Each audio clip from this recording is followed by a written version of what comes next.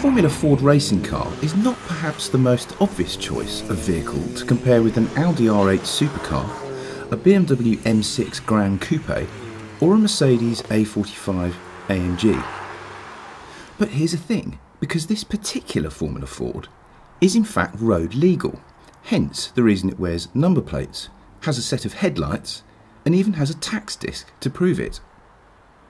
Okay, it's only got a 1-litre turbocharged engine, but it's been pretty heavily turbocharged.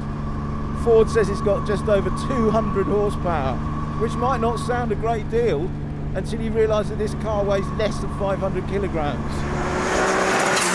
It's got mega performance as a result. Quite a lot more straight line performance than a regular Formula Ford would have. And it's the torque that's most impressive. I've just put my foot down now in fourth gear. You get a big thrust in the back for starters, but you also get all these massive chatters and fizzes from the wastegate as it opens and closes and dumps boost. It sounds just like a mid-80s touring car. It's fantastic. Listen.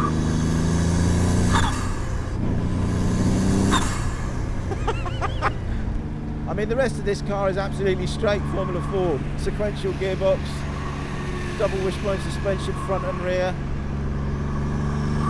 Absolutely no curb weight whatsoever. Super, hyper instinctive, hyper precise steering. And the movement on all the pedals is just tiny. The brake pedal moves about an inch backwards and forwards through its total travel. But that's really nice because it's just a lovely solid pedal to lean up against. This car is all about showcasing Ford's award-winning 3-cylinder engine.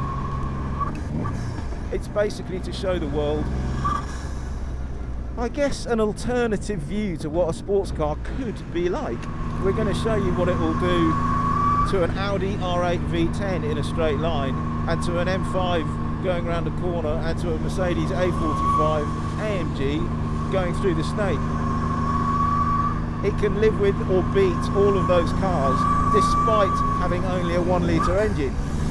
But I think the real killer point about this car is not just how fast it is in a straight line or round corners, it's how much fuel you don't use in the process.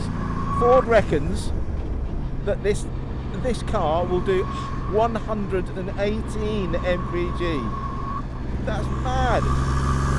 All that performance and 100 mpg. That's the answer to all of our prayers, isn't it? Okay, so here's how the EcoBoost Formula Ford compares with the Audi in a straight drag race up to about 100 miles an hour. Unfortunately, it was soaking wet when we started filming, as you can see, which meant the four-wheel drive Audi had a massive advantage off the line. But when we compared them in the dry a bit earlier, before the camera started rolling, the Formula Ford could stay with the Audi up to 90. In fact, it was a little bit quicker.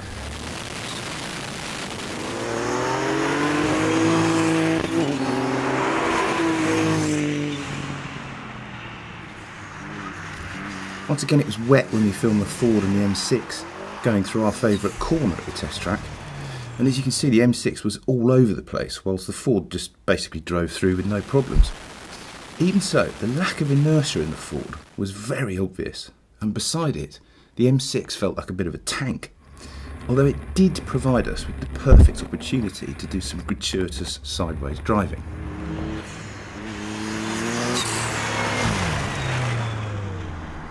And it was the same when we compared the Ford with the A45 through the snake. The A-Class felt more stable, true, and it probably had a bit more grip, thanks mainly to the Ford's not entirely rain-friendly tyres. But the way the Ford could change direction so rapidly, thanks to its lack of weight, was still a real eye-opener.